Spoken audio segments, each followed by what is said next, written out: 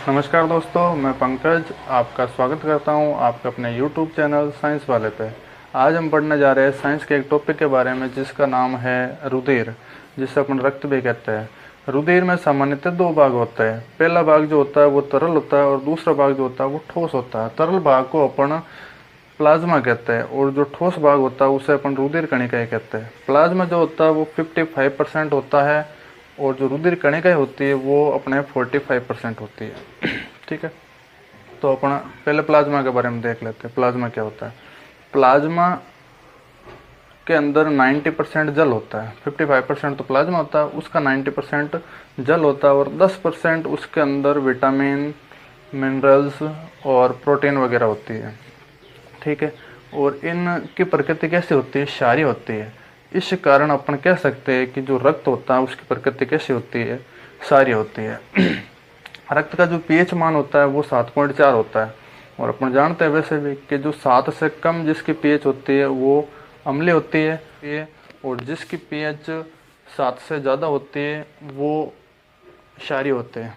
तो रक्त की पीएच 7.4 होती है, इसलिए अपन कह सकते हैं कि जो रक्त की प्रकृति होती है वो कैसी होती है? क्षारीय होती है।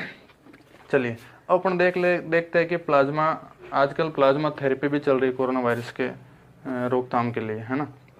तो प्लाज्मा थेरेपी क्या होती है? प्लाज्मा थेरेपी के अंदर ऐसा होता है कि जो संक्रमित व्यक्ति होते हैं और जो अब ठीक हो चुके हैं, पहले कोरोना वायरस से संक्रमित थे और अब ठीक हो चुके हैं, इसका मतलब उसके अंदर प्लाज्मा स्ट्रॉन्ग था, पावरफुल था। प्लाज्मा के अंदर एंटीबॉडी होती है, वो पावरफुल थी। तो उस पावरफुल एंटीबॉडी या प्लाज्मा को बाहर निकाल के क्या किया जाता है?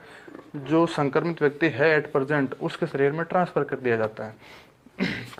तो उससे क्या होता है कि उस संक्रमित व्यक्ति की इम्यून सिस्टम जो बढ़ जाती है, एंटीबॉडी बढ़ जाती है और उससे कोरोना वायरस से लड़ने में मदद मिलती है। ठीक है, अब अपन देखते हैं रुधिर कणिकाएं क्या होती है। रुधिर कणिकाएं 3 प्रकार की होती है। पहले जो रुधिर कणिका है वो होती है लाल रुधिर कणिका, जिससे अपन आरबीसी भी कहते हैं, रेड ब्लड कार्पसल्स भी कहते हैं, है ना, रेड ब्लड सेल्स भी कह सकते हैं आप। ठीक है, लाल रुधिर कणिका क्या होती है?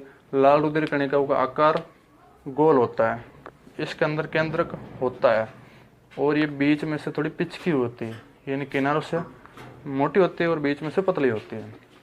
ठीक है, अब देख लेते हैं अपन लाल रुधिर कणिका का जो आयुकाल होता है वो 120 दिन का होता है और इनका रंग जो होता है वो कैसा होता है? लाल होता है। लाल रंग किस कारण होता है? लाल रंग इसके अंदर एक वर्णक पाया जाता है जिससे अपन हीमोग्लोबिन कहते हैं। जैसे पौधों के अंदर क्लोरोफिल पाया जाता है जिससे उनका रंग हरा होता है, उसी प्रकार अपने आरबीसी के अंदर एक वर्णक पाया जाता है हीमोग्लोबिन, उसके कारण इसका रंग कैसा होता है? लाल होता है। ठीक है, अब देखते हैं इसका कार्य क्या है।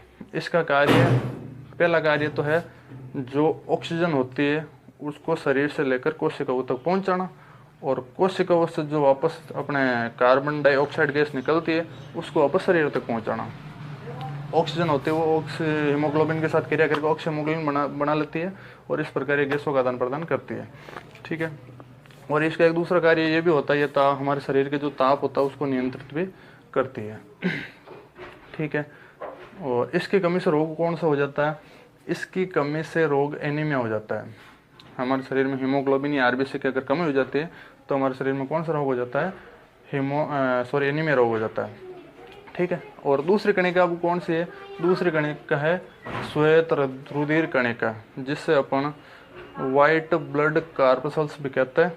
ठीक है, अब देखते हैं इनकी जो संरचना होती है वो अनियमित होती है और इनमें केंद्र का नहीं होता है। इनका जीवन काल 3 से 5 दिन का होता है। इनका निर्माण लगभग जो 3 कोशिक कणिका है उनका निर्माण अस्थि मज्जा में होता है, लेकिन इनका श्वेत रुधिर कणिकाओं का ज़्यादातर निर्माण अपने यकृत और प्लिया में होता है। ठीक है, इसका कार्य क्या है? इसको अपन सैनिक कणिका भी कहते हैं। सैनिक कणिका क्यों कहते हैं? सैनिक कणिका इसको इसलिए कहते हैं कि एक तो ये हमारे शरीर में जो रोगों से लड़ने की क्षमता होती है वो बढ़ाती है और दूसरा इसका कार्य होता है जो अपन कहीं लग जाती है और अपने जो कोशिकाएं नष्ट हो जाती है, मृत कोशिकाएं हो जाती है, उनको ये भक्षण करने का कार्य करती है, उनको शरीर से बाहर निकालने का कार्य करती है। ठीक है। ये दो प्रकार की होती है, पहली होती है लिम्फोसाइट और दूसरी होती है मोनोसाइट। लिम्फोसाइट का जो मैंने पहला वाला कार्य बताया था वो होता है अपनी रोग प्रतिरोधक क्षमता को बढ़ाना, रोगों से लड़ने की क्षमता को बढ़ाना। और दूसरी जो कोशिका वो दूसरी जो WBC है वो है मोनोसाइट। और मोनोसाइट का जो मैंने दूसरा वाला कार्य बताया वो है कि मृत कोशिकाओं को भक्षण करती है। ठीक है। अपन हम तीसरी कोशिका, तीसरी कणिका या कोशिका के बारे में पढ़ते हैं, वो है रक्त बिंबाणु, ये इसको अपन रक्त प्लेटेट्स भी कहते हैं। ठीक है। इनका आकार भी अनियमित होता है, केंद्रक विहीन होती है, केंद्र इसमें भी नहीं होता है। ठीक है। और इनका निर्माण भी अस्थि मज्जा में होता है। और इनका कार्य क्या होता है, इनका कार्य होता है रक्त का थक्का बनाना। रक्त का थक्का मतलब जैसे अगर हमारे कहीं चोट लग जाती है और रक्त लगातार बह रहा है तो वो ऑटोमेटिक कुछ समय बाद में रुक जाता है। अगर रक्त प्लेटेट्स की कमी हो जाए तो हमारे अंदर वो रक्त का बहना रुकता नहीं है और अंततः रोगी की क्या हो जाती है, मृत्यु हो जाती है। ठीक है। थैंक यू दोस्तों। और अब मैं इनवाइट करना चाहूँगा बलवान सिंह, प्रवीण शर्मा और सदाम खान। Thank you.